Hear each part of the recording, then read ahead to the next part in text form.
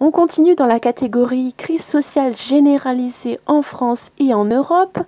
Après les agriculteurs qui ont organisé une manifestation sur une étape du Tour de France 2018, finalement ce sont les cyclistes qui se sont pris les gaz lacrymogènes de la part de la police dans la figure, sachant qu'il y a quand même 400 suicides d'agriculteurs par an.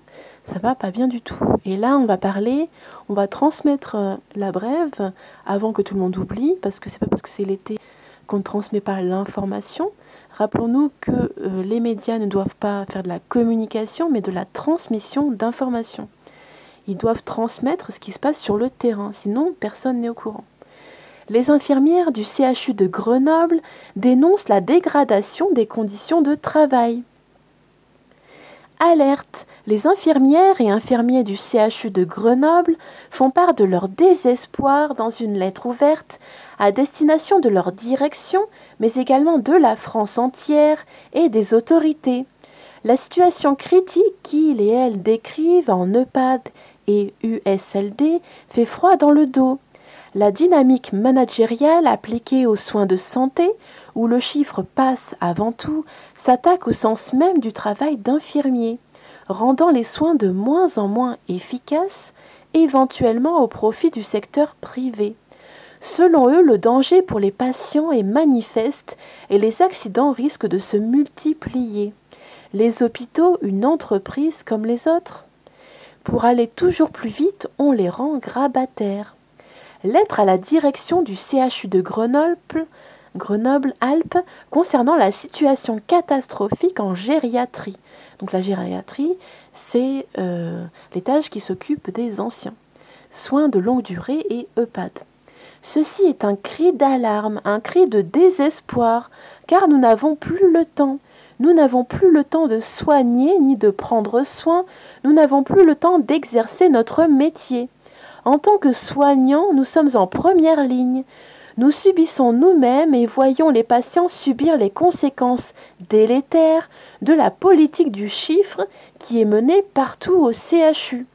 L'EHPAD et le SLD sont des lieux de vie, les gens qui y vivent y subissent au quotidien, et ce jusqu'à leur décès, les conséquences de cette politique gestionnaire. Régulièrement, mes collègues se retrouvent seuls infirmiers pour 40 résidents. Avez-vous une idée de ce que cela signifie de travailler dans ces conditions? À l'aide d'un calcul se rend compte que, sur un service de 7h30, une fois retirées les 30 minutes de transmission orale, il ne reste à l'infirmier ou l'infirmière que 10,5 minutes par patient. Mais ces 10 minutes et demie ne sont même pas du temps de présence consacré à chaque patient, car il faut déduire le temps que l'infirmier passe à vérifier les prescriptions, piler les médicaments si nécessaire, environ un quart des patients, valider les actes dans le logiciel, faire les transmissions avec le médecin, préparer les perfusions, faire les transmissions écrites, gérer les imprévus, répondre au téléphone et aux familles, ranger la pharmacie, etc. La situation des aides-soignants n'est pas plus enviable, d'autant plus que si l'infirmier n'a que peu de temps pour réaliser les soins qui lui sont propres, alors il n'en aura pas pour réaliser les soins d'hygiène et de confort avec les aides-soignants.